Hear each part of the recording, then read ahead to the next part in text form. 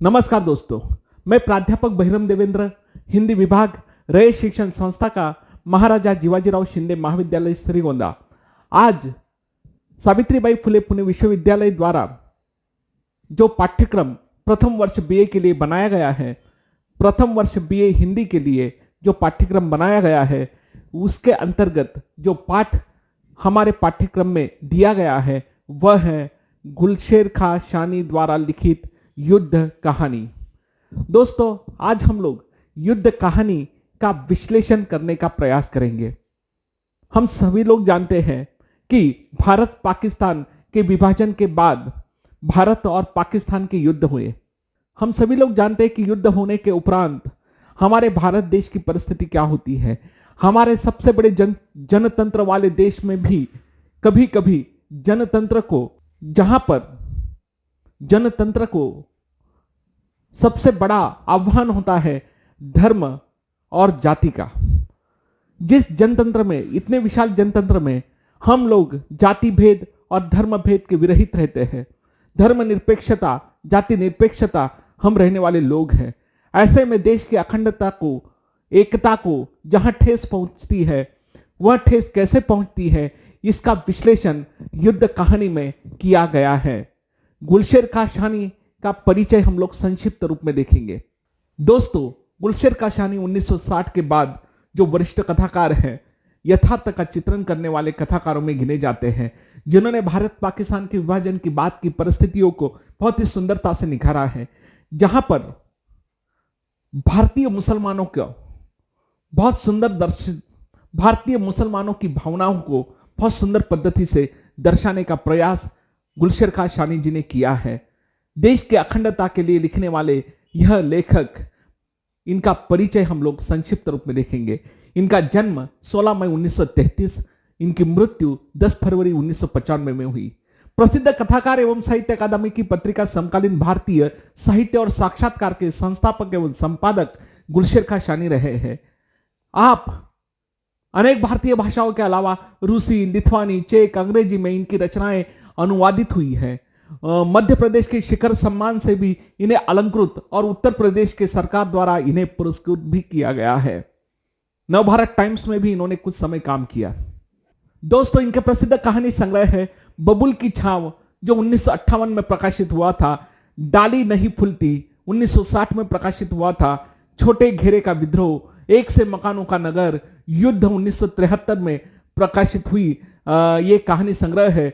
शर्त का क्या हुआ, बिरादरी तथा अन्य कहानियां, सड़क पार करते हुए, जहां पना जंगल 1984 भी, जहां पना जंगल, यह इनका कथा संग्रह प्रकाशित हुआ है। गुलशेर खां शानी द्वारा लिखित उपन्यासों में कस्तूरी, पत्थरों में बंद आवाज, काला जल, नदी और सीपियां, सांप और सीढ़ी, अनेक उपन्यास इनके प्रसिद्ध हैं। हम लोग आज जिस कहानी को देखने जा रहे हैं, इस पाठ का विश्लेषण हम लोग करने जा रहे हैं। मैंने इस पाठ का कथा कथन वाला यह वीडियो पहले बनाया है। आज हम लोग इस पाठ के प्रमुख पात्र कौन से हैं, इसकी जानकारी लेंगे। दोस्तों, इस कहानी के मुख्य पात्र हैं वसीम रिजवी, कुरैशी, बेगम रिजवी, शंकर दत्त और अप्पू। यह मुख्य पात्रों के रूप में इस कहानी में हमारे सम्मुख आते हैं। इनके इर्द गिर्द यह कहानी बुनी गई है। दोस्तों, यह कहानी चित्रित हुई है भारत पाकिस्तान की युद्ध की पृष्ठभूमि पर आधारित यह कहानी है। इस कहानी का वह समय है, हम सभी लोग जानते हैं भारत और पाकिस्तान के युद्ध के समय हम लोगों की मानसिकता क्या होती है, हम लोग किस मानसिकता में हमारा भारतीय समाज जीता है।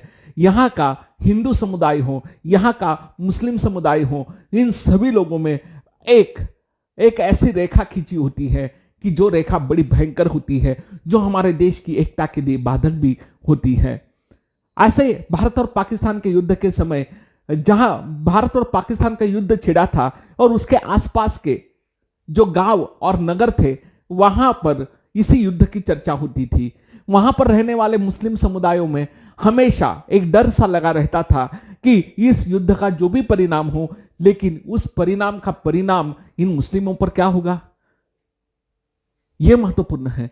एक युद्ध सरहद पर लड़ा जा रहा था, एक युद्ध भारत और पाकिस्तान के बीच सरहद पर लड़ा जा रहा था, लेकिन एक युद्ध हिंदू और मुस्लिम समुदायों के बीच हमारे देश में लड़ा जा रहा है। उसकी ओर लेखक ने हमारा ध्यान केंद्रित किया है। भारत और पाकिस्तान के युद्ध के समय एक दफ्तर है, उस दफ्तर में 3-4 मुसलमान हैं, कुछ हिंदू हैं। इन सभी लोगों के बीच जो बातें होती हैं, ये बातें बड़ी अलग पद्धति की हैं। दफ्तर में रिजवी काम करता है, दफ्तर में कुरैशी काम करते हैं। रिजवी और शंकर दत्त दोनों दोस्त हैं, लेकिन इस दफ्तर में ऐसा होता है कि हमेशा कुरैशी नाम के जो सदस्य है, जो व्यक्ति है, जो पात्र है, कुरैशी हमेशा रिजवी को ताने देता है।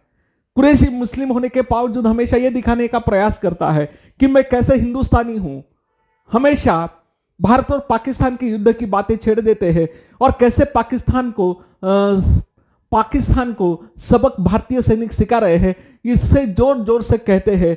पाकिस्तान कैसे पाकिस्तान की सेना को गाजर मूली से कैसे काटा जा रहा है, इसके ताने, ये सारी बातें रिजवी के सामने कही जाती हैं।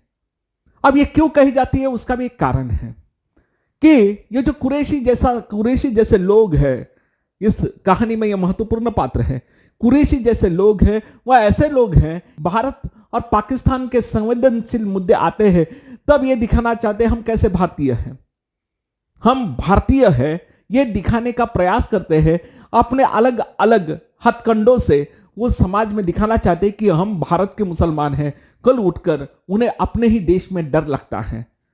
इसीलिए एक ऐसी प्रवृत्ति जन्म ले रही है कि हम कैसे भारतीय ये दिखाने का प्रयास कर रहे हैं। रिजवी का उल्टा है, रिजवी असली भारतीय है, उसे लगता है मैं पहले से ही भारतीय हूं तो मुझे भारतीय होने का सबूत देना पड़ेगा।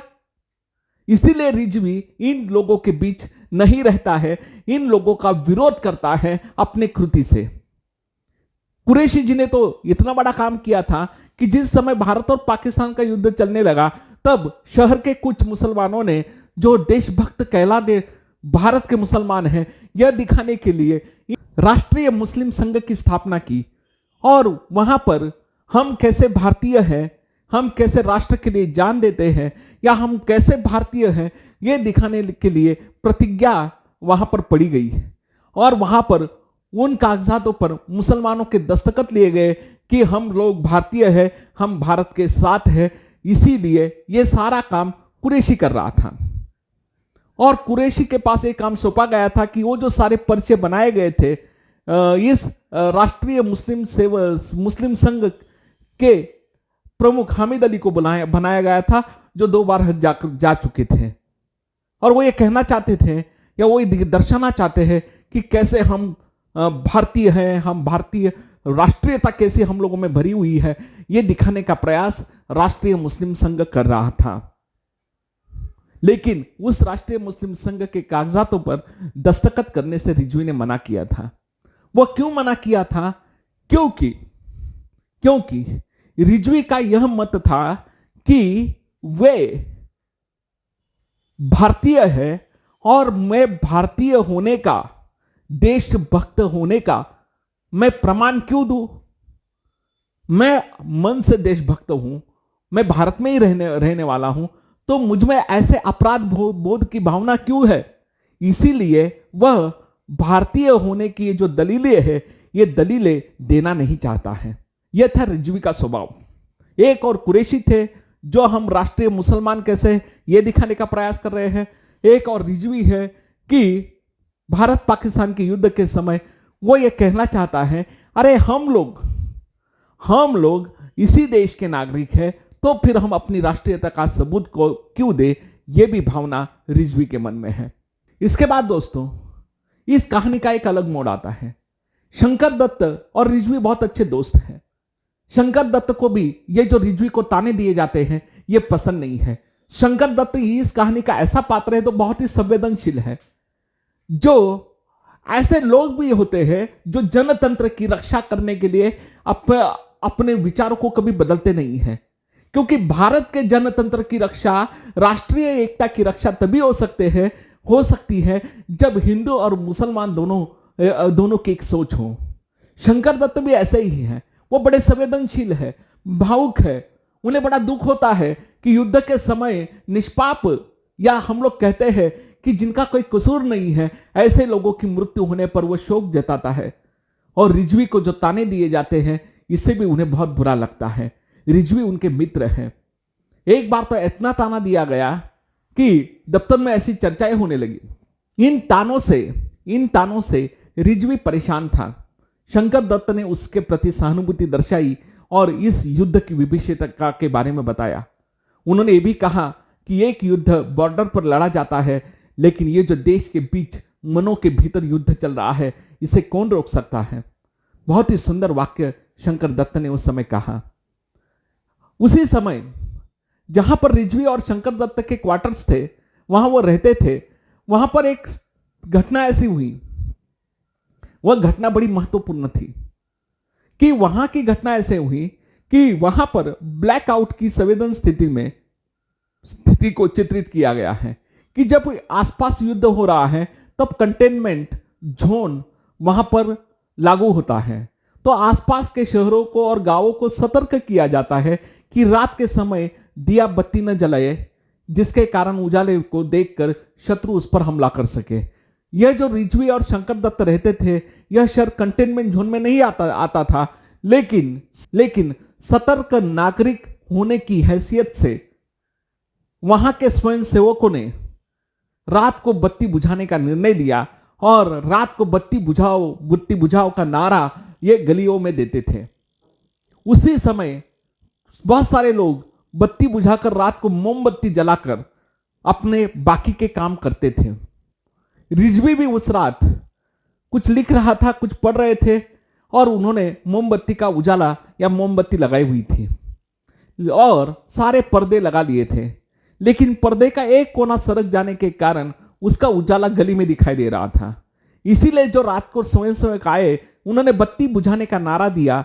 वहीं पर रिजवी से उन स्वयंसेवकों का झगड़ा हो गया। वह झगड़ा होने के बाद वह झगड़ा इतना आगे बढ़ गया कि उन स्वयंसेवकों ने कहा कि बत्ती बुझा दो। तब इन्होंने कहा कि मैंने मोमबत्ती जलाई, मैं पढ़ रहा हूं, मैं पर्दा ठीक कर लेता हूं। लेकिन उनकी बातों में झगड़ा इतना बढ़ गया कि उन स्वयंसेवकों के जत्थों में से एक ने उन्हें जासूस कह दिया। रात को मोमबत्ती न बुझाने के कारण स्वयंसेवकों ने रिजवी जी को पीट दिया और रिजवी ने बहुत मार खाई और शंकर दत्त आने तक देर हो चुकी थी। जब शंकर दत्त आए, रिजवी के फटे कपड़े, मुंह पर लहू था और ऐसी स्थिति में रिजवी को उनके घर में बिठाया गया। शंकर दत्त भी वहां पर बैठे थे। उसी समय बेगम रिजवी कोने में खड़ी थी और उनकी आवाज आई। उन्होंने तो सीधे शंकर दत्त से कहा कि भाई साहब, इनको कह दीजिए कि हमें जहर दे दो, मुझे और बच्चों को जहर दे दो, फिर लड़ो दुनिया से।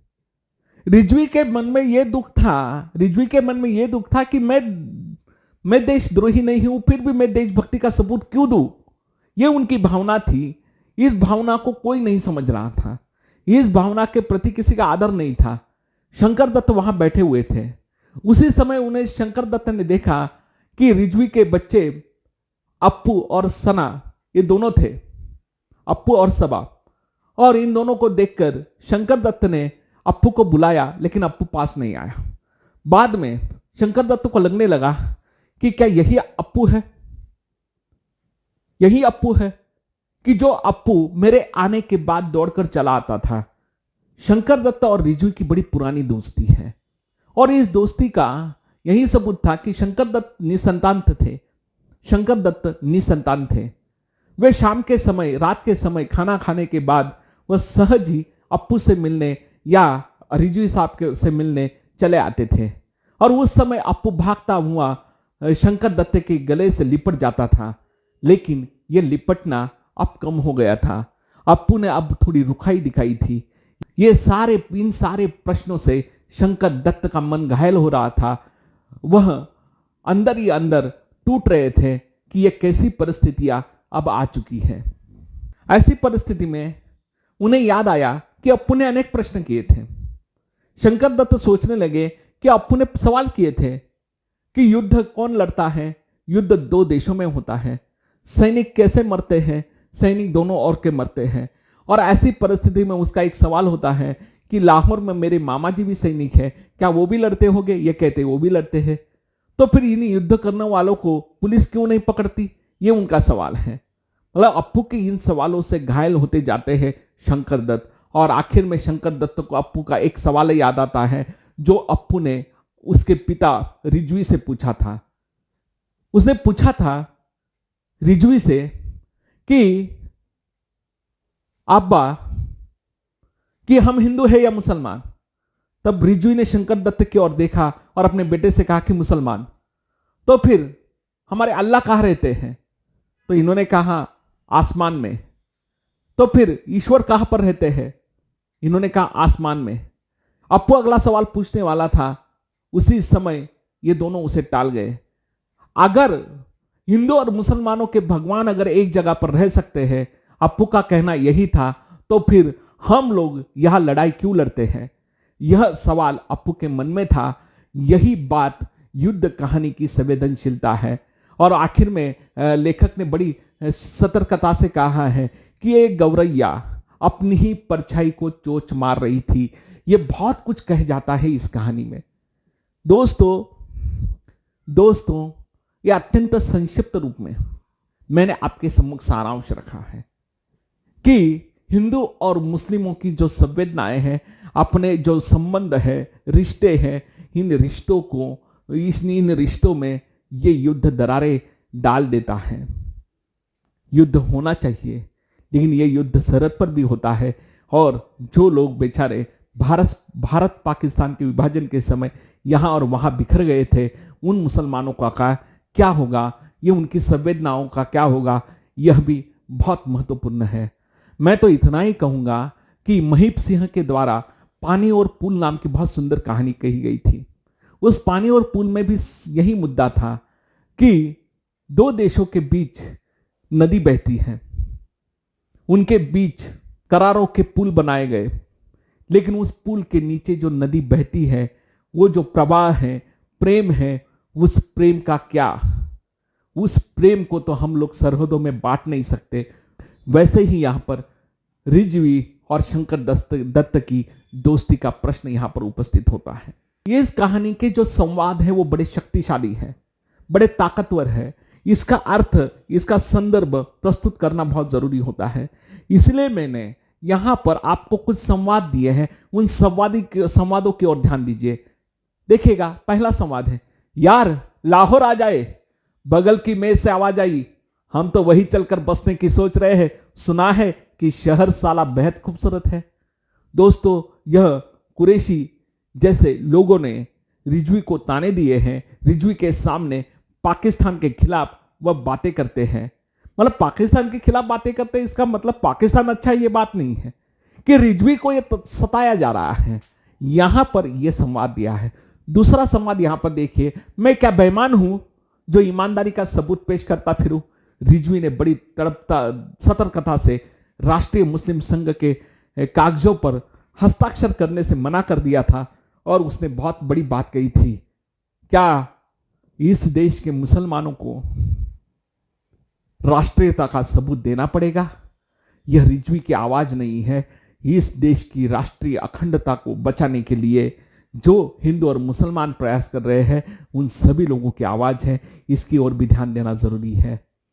आगे है, सिविलियंस अस्पताल पर बमबारी और बेगुनाह मरीजों के बीमार जिस्मों के परखच्चे उड़ जाना। हरे राम, क्या इस क्रूरता के लिए हमें ईश्वर कभी क्षमा कर सकता है? मुझे तो लगता है। देखिएगा, इस संवाद में एक बात के, युद्ध कितना भयंकर होता है। युद्ध दो देशों के बीच होता है, लेकिन उस युद्ध में मरने वाले वो जो आम आदमी होते हैं, उनका क्या? जो बेचारे निष्पाप लोग होते हैं, उनका क्या? इसकी और भी संकेत इस कहानी में किया गया है।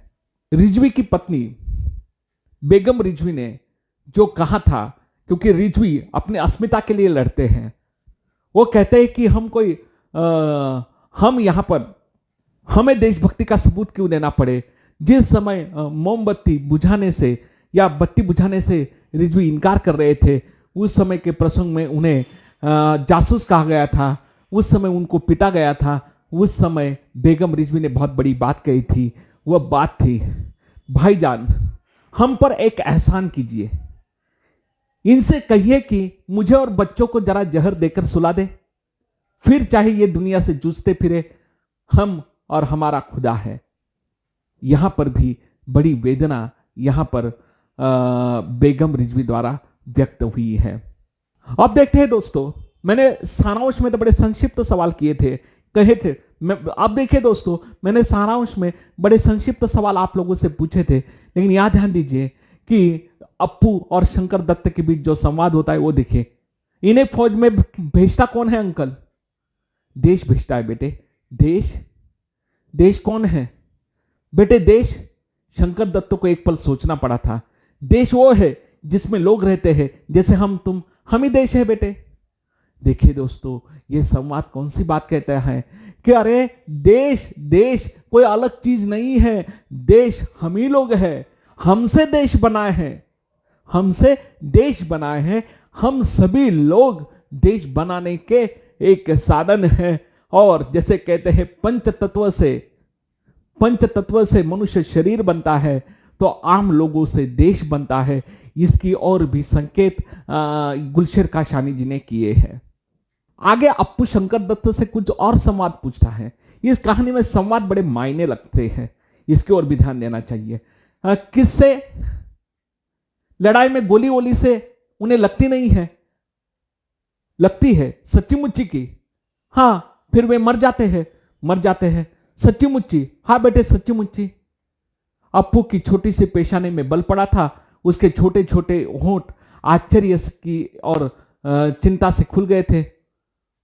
वे बेचारे घूरते हुए अप्पू कहता है, तो अंकल उन्हें पुलिस क्यों नहीं पकड़ती? देखिए दोस्तों, दो सैनिक लड़ रहे हैं, अप्पू को टेंशन है और अप्पू आगे कहता है कि इन लड़ने वालों को पुलिस नहीं पकड़ती। कितना निष्पाप प्रश्न यहां पर उपस्थित करने का प्रयास अप्पू ने किया है। शंकर दत्त को अगला एक संवाद हम लोग लेते हैं जो ससंदर्भ स्पष्टीकरण के लिए जरूर आता है या आ सकता है, महत्वपूर्ण है। नहीं, पहले बताइए, अप्पू मचल गया था, हम हिंदू हैं कि मुसलमान?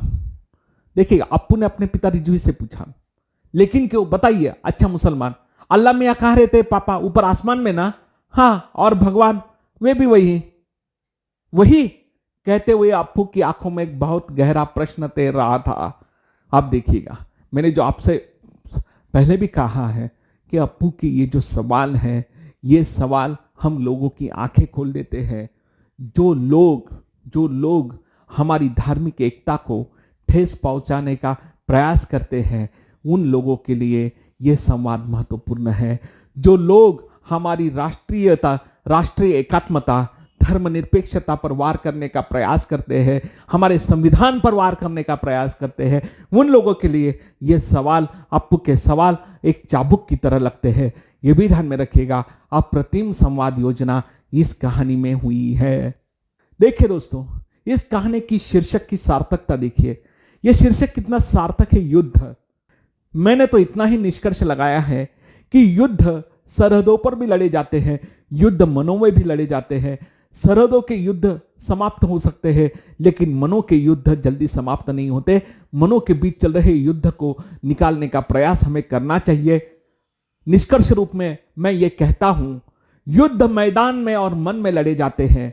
युद्ध दो शत्रु के बीच हो तो घाव होने का दुख नहीं होता, युद्ध दो शत्रुओं के बीच हो तो घाव होने का दुख नहीं होता, लेकिन युद्ध अपनों के बीच हो तो घाव गहरे होते ही है, जो देश की अखंडता के लिए घातक होते हैं।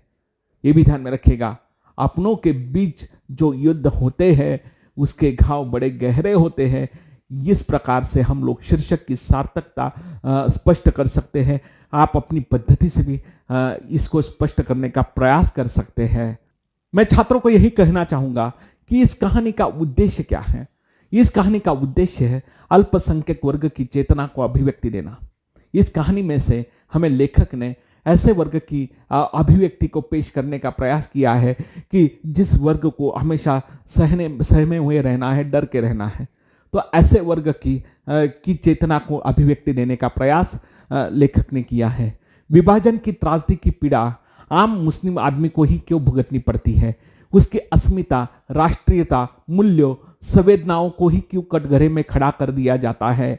यही देखिए दोस्तों, युद्ध कहानी का मुख्य उद्देश्य यही है।